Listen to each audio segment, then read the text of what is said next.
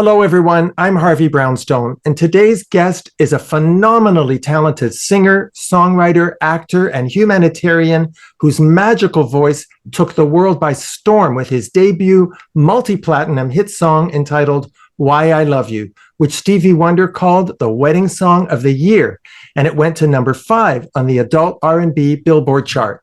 He's released 4 stunning albums containing some of my favorite songs, including Keep On, Better With You In It, Honest, I'll Keep My Faith, A Mother's Love, a brilliant reimagining of Whole World in His Hands, and his latest single, Baby Will You Love Me, from his newly released EP entitled The Hope of My Soul.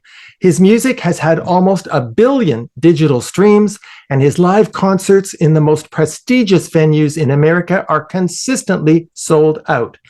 Our guest is also an accomplished actor who's appeared on TV in Masters of Sex, Legend, Star, Dear Santa, I Need a Date, and the highly acclaimed miniseries Genius, the Aretha Franklin story, in which he portrayed the legendary Curtis Mayfield.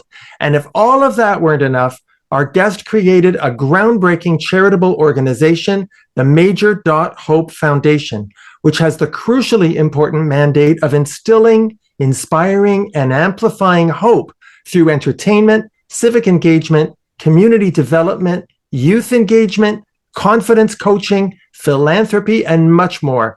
And he's released 2 spoken word albums that form the philosophical basis for the foundation. His music and his message are inspirational and relatable and filled with positivity and hope. This man, who's often referred to as the Hope Dealer, is well on his way to becoming a legend. He's been nominated for a Grammy, 2 Soul Train Awards, and 8 NAACP Image Awards, and believe me, there's much more to come in this remarkable man's future. I'm delighted and honored to welcome the one and only Major to our show. Major, thank you so much for being here. Yes, Harvey, it's an honor to be here. Yes, Major is a name my mama gave me, and I can only be that. She calls me her favorite hope dealer, and so we are here to lean into that hope. That is, I do believe, my life call, and I'm excited to be here with you to do just that. And I'm very grateful. I have to tell you, Major, when I was doing my research for this interview, I was absolutely blown away by the education, the formal training that you've had. Tell me if I've got this right. You graduated from a high school for the performing and visual arts. You received intensive classical training from Professor Steve Smith of the Juilliard School and Houston Grand Opera High School Voice Studio. And then you attended the Berklee College of Music, where you were the student body president. Have I got that right? You've done your research, and I like that. It is all correct. Well, when you were growing up, who were your musical influences? Growing up, Michael Jackson, for what he stood for from a humanitarian standpoint, and also an entertainer. He just gave everything and embraced everyone. And so I always admired that. Nat King Cole is a voice that I've always honored and just feel that I have a lot of similar inflection and semblances to. Whitney Houston, the way her voice could captivate every audience on every single stage. Yeah, those were some of the folks. The Winans, CeCe Winans, BB Winans. Yeah, so yeah, it's an eclectic mix. You also, in my opinion, have a reminiscence of Luther Vandross. Oh, wow. Thank you very much. Once you got to Los Angeles to pursue your music career, you eventually teamed up with legendary music producer Harmony Samuels. Tell me about the influence he's had on you as an artist. Well, Harmony has been multiple roles in my life, from big brother to friend to producer to artist developer. Harmony has been really essential in helping me embrace my authentic self and leaning into the richness of what I bring. I think because I have such a big sound and a big presence, oftentimes it's easy to feel like you should kind of hide a little of it, or dim a little of it so it can accommodate connecting with other people or blending in without intimidating other people. But Harmony has always been one that championed the all of who I am and said, listen, that's your superpower, man. And that's what's going to help you win. And sure enough, it has done that. Well, he is right, Major, because I would go further. I think you have a healing quality to your voice. Mm. And that power, you are the modern day Sammy Davis. You have that same healing power. So please don't hold back. If you're a coffee lover like me, it's always fun to discover a great new blend. I recently found a terrific new company, Breakfast at Dominique's, that's created a series of coffee blends to honor the legacies of the greatest Hollywood legends. And I'm thrilled to tell you that now Breakfast at Dominique's has introduced the Harvey Brownstone Talk Show Blend. It's my very own exclusive, delicious, bold, rich, balanced, medium roast coffee, and I just know you're going to love it. It's made from high-quality organic beans produced using fair trade practices. If you'd like a great cup of coffee, give Breakfast at Dominique's a try and order the Harvey Brownstone Talk Show Blend at hollywoodblends.com. They'll ship it right to your door anywhere in the world. Sipping our coffee is the perfect way to watch our show. Now, are there any other role models or mentors besides Harmony that have helped you shape your career? Elvin Ross, a film composer, most known for his work with Tyler Perry and many of his movies and TV shows. Elvin Ross has been a great mentor. My pastors have always played a role in supporting me from childhood. My uncle being the pastor, Alvin Moulton, and I remember my first music teachers, Eric Wright and Stephanie Wright with Wright's Music Studio, Remus Wright of the Fountain of Praise in Houston. So I've always kind of taken to leaders that are very intentional in the personal development aspect of things. The school counselors would always make me a student peer mediator. I probably, gave them every bit of their worth, helped them realize their worth as student counselors, because I was in the office sitting with them and getting my therapy sessions, just talking and processing life with my counselors as much as I could in grade school. Yeah, so I've always just taken to those that have that type of mindset. What's beautiful about that is that in addition to developing your music, your voice, your artistry, you also developed your soul. And as I mentioned in my introduction, one of the reasons your songs are so beautiful, Major, besides the amazing voice, is because they're all about love, positivity, hope, goodness. What drives your creativity as an artist? Exactly that. Exactly that. Love, hope, goodness. I've seen the difference that it made in my life. For me, God is love. Love is God. And I'm always trying to get people to embrace that understanding, to understand how accessible it is, and to also help people understand how deserving of it they are. The more you give it, the more it will come to you. And so I gotta credit love for making the difference in my life, and hope for also showing me the way. And it's a very real thing. I've been known for this particular quote, as they call me the hope dealer, is that hope is not the denial of reality. It's a commitment to believe greater is on the other side of it. And Exactly.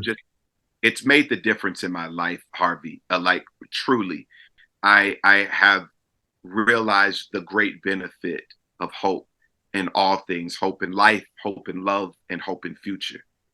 Do you ever worry that with the brutality that exists in show business, just the resilience you have to deal with all the ups and downs, the rejections, the false promises, do you ever worry that you might lose that hope or that positivity?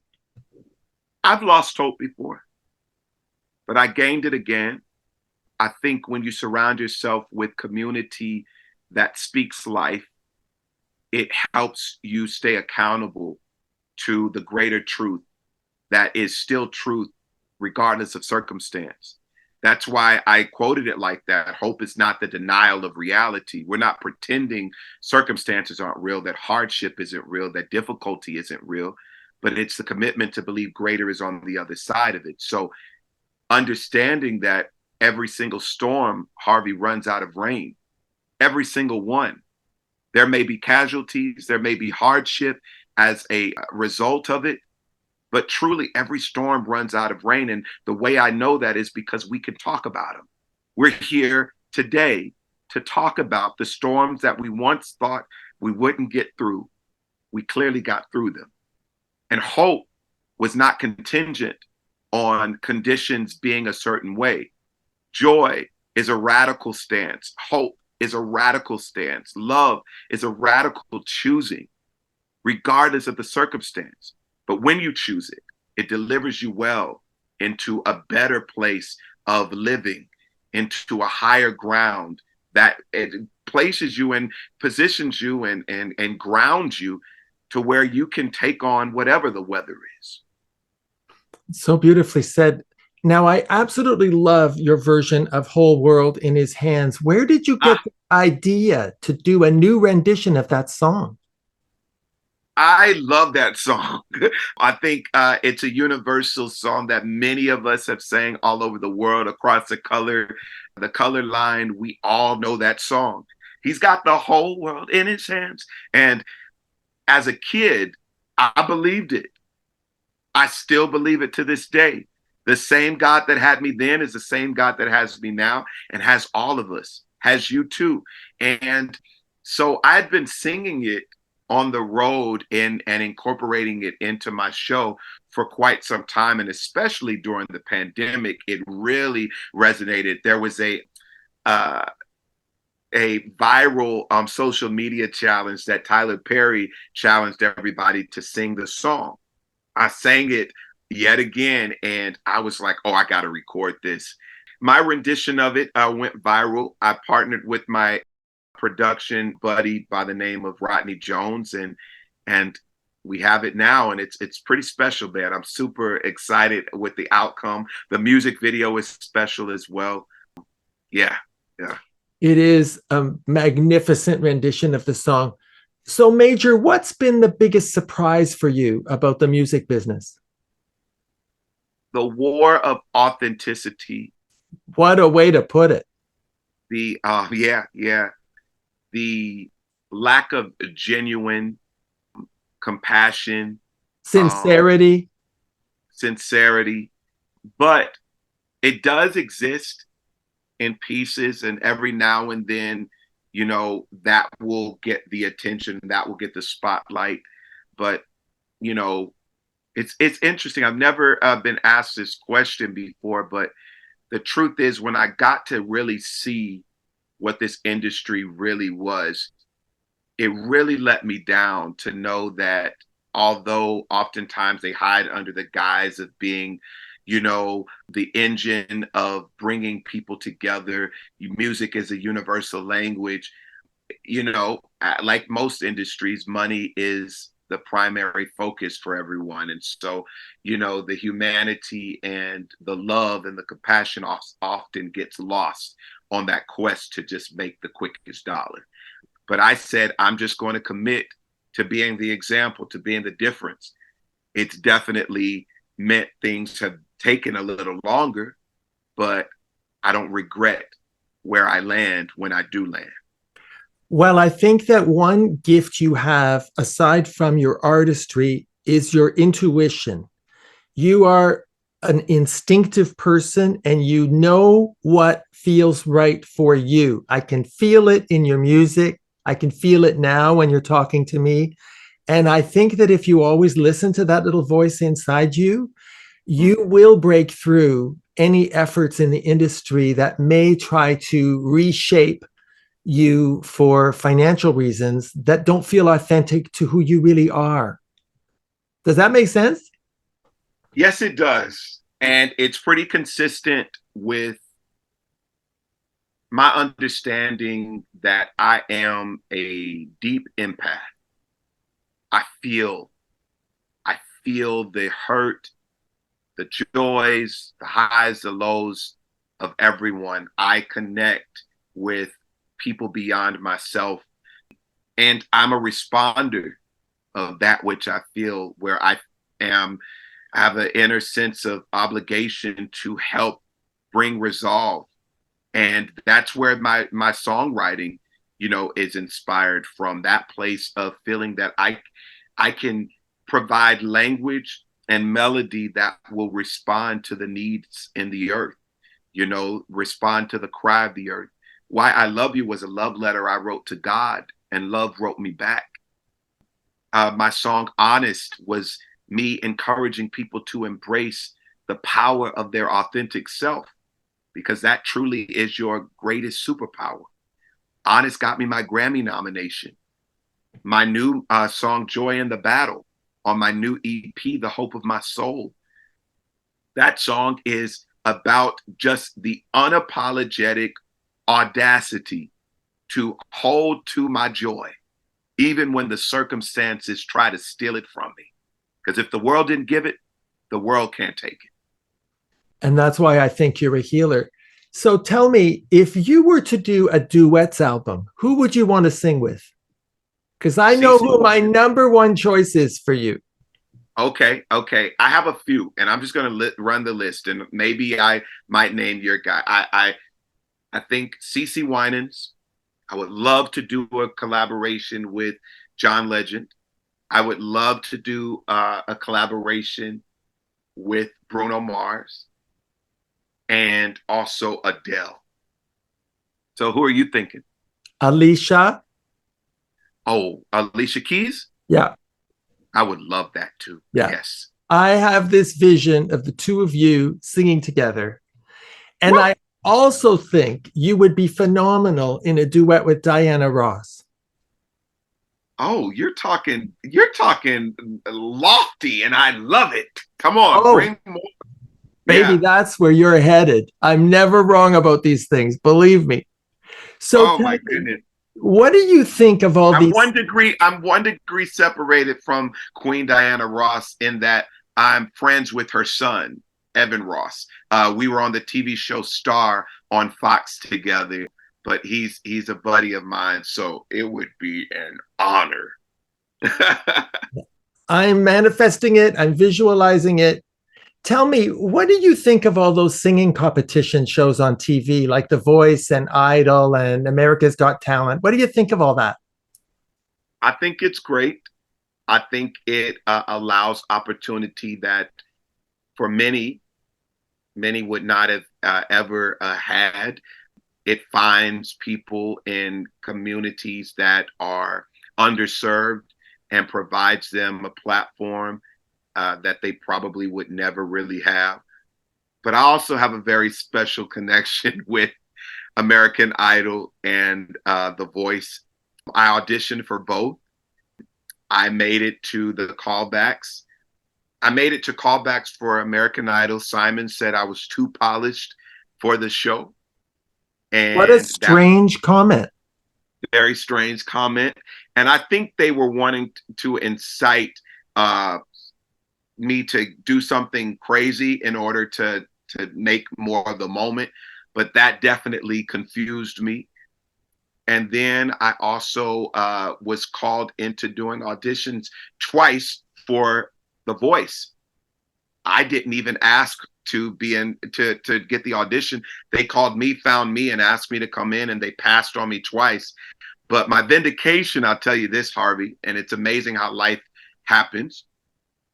The Voice calls me to get licensing clearance for their top 11 contestant to sing my song on their show.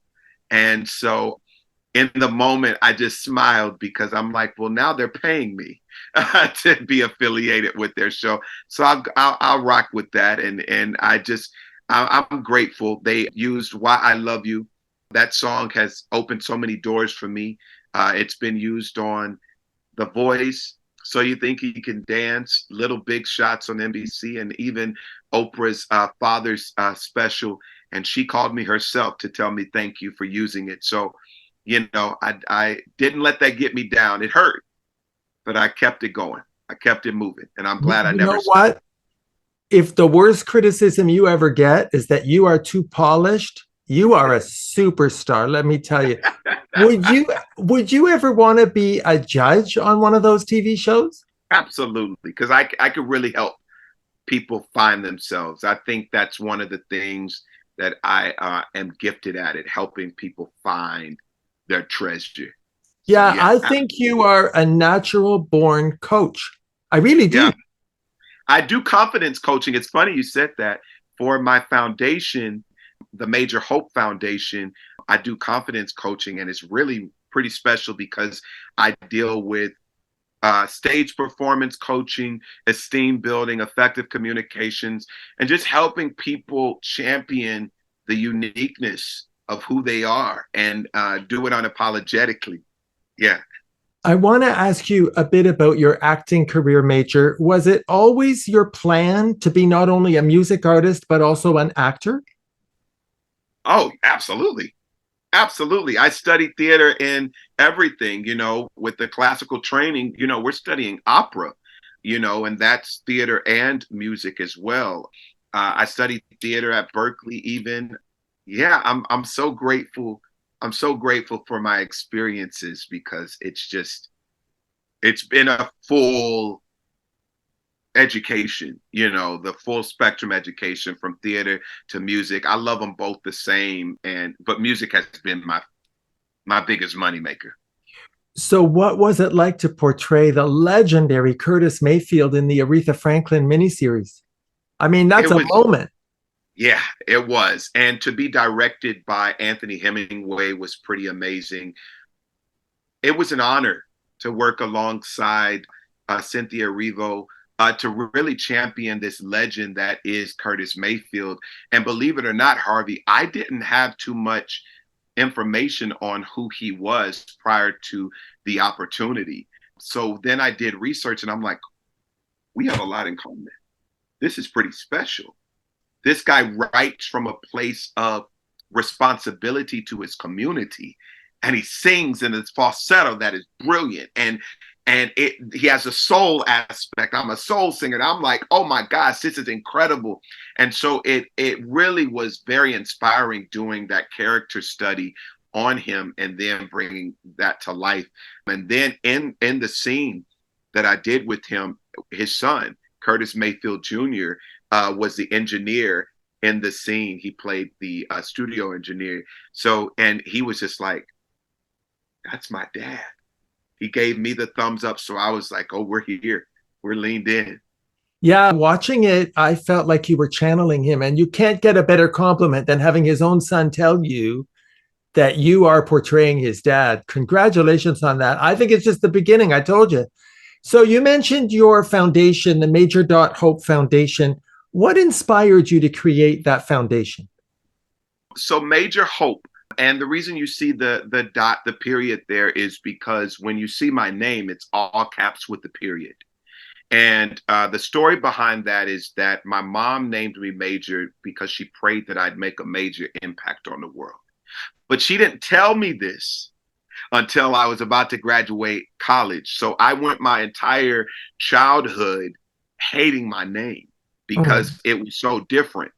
It was weird. Everyone had regular names, even my siblings, of which I have many. Scotty, there's Josh, there's Fred, there's Trina, like very more common names. I hated major because there was every joke, major, minor, what's your major, major, and all those things. But when my mom told me the meaning behind my name, I was awakened to my purpose. And so unapologetically, I embrace it. And so to not only help with the Google searches, I capitalize every letter and put a period at the end because I mean that thing unapologetically. So now you see major with all caps with the period, but my foundation, hope being my purpose and my life call, it's Major Hope. So major period hope is what you'll always see connected. But the foundation is a social action initiative committed to the amplification of hope in communities and people near and far. Well, when you look at the state of America today compared to when you were growing up, what goes through your mind? That hope is necessary and needed all the more now than ever before. Well, your work with Major Hope has inspired not only regular folks, but also some major people in the industry like Oprah. And Halle Berry said that you rearranged her life. That's gotta be incredibly gratifying. Oh yeah, and she's beautiful. So imagine one of the most beautiful women in the world telling you that you rearranged her life. I'm like, yeah, okay, thank you. After I catch my breath and wake up, and realize that I'm not dreaming. This is real. And it's pretty amazing. I told you you were a healer. Yeah, you Well, said one that, of huh? the major themes in the messages that you convey, and you have a video out about it on your YouTube channel, I believe, it's forgiveness. Do you find it easy to forgive people that have hurt you? I don't think it's easy ever to release a pain or a trauma that is deep and possibly not even your fault. One of the things, the messages that I try to help people understand about forgiveness is release, not permission. You're not giving someone permission to do their wrong or their hurt to you over and over again, but it's release from the bondage of that trauma and the pain of that hurt, of that wrong. It's the letting go of that luggage that only weighs down your journey of moving forward. I see it like a plane ride, this thing called life. And oftentimes, if there's too much luggage on a plane, they tell you, you can't bring this on. You can't bring this on. You have to check that. You have to check that. And that's what forgiveness does. It provides you a way of placing things where they belong. And the things that happen to you are not what define you. They inform you on how to move and fully live from thereafter. That's so beautifully said and so healing again. Major, has there been a moment for you in your career so far that you can identify that has been the most satisfying for you? When I go out on stages, Harvey, people sing my songs back to me. But even beyond that, it's when I have these moments at random and I run into people in the airport or online and they tell me that a song changed their perspective on life, their perspective on love. They decided not to commit suicide. Hearing somebody say, I didn't commit suicide because I heard this song Well, that's and it said monumental. everything. And they said, I heard this song and it said everything I needed to hear. Monumental. So, are you having the career that you envisioned for yourself when you were young? I'm experiencing a lot of the things that I prayed for. And I also realize that oftentimes we think that once I get that, that will be enough. But the treasure is in the journey, that along the way you will get some things, but there's more. So keep going. You'll never have final destination until your time to transition on to those heavenly gates. And so, yeah, I'm experiencing a lot. I remember saying I wanted to be an international superstar. And while I may not be as famous as a Beyonce or Bruno Mars or Michael Jackson, millions have heard my music and embraced my music. I believe it's 143 million alone just on YouTube for my song Why I Love You. So I think I touched couple million in that 143 million. Oh, for sure. And you're just beginning. You talk about the journey. Where do you see yourself in 5 years? Hopefully, me and my wife have made a child. I want to have touched the world even more with this message of hope in love, life, and in future. I would love another massive hit song. And I want to have more of an international presence. I do believe I will. But I want people, when they say my name or hear my name, it's synonymous with hope. I think that you're going to go even beyond that. And my prediction for you is that you are going to be an instrument of not only hope and healing, but unification. Yes. It seems to me, now I'm much older than you. I have to tell you, I feel like a very proud uncle right now. I'm just so proud of who you are and how you have evolved as an artist and as a human being. But I think that the world is desperately in need of unification, socially, racially, politically. And I think that next big hit song, before you do the Duets album, is going to be about unifying what brings us all together, because we have so much more in common with each other than we have that divides us. And I think you've got the creativity within your songwriting, and you certainly have the voice to convey what we need right now. So I'm going to plant that seed in you, and I hope you'll let it marinate in there. Yeah.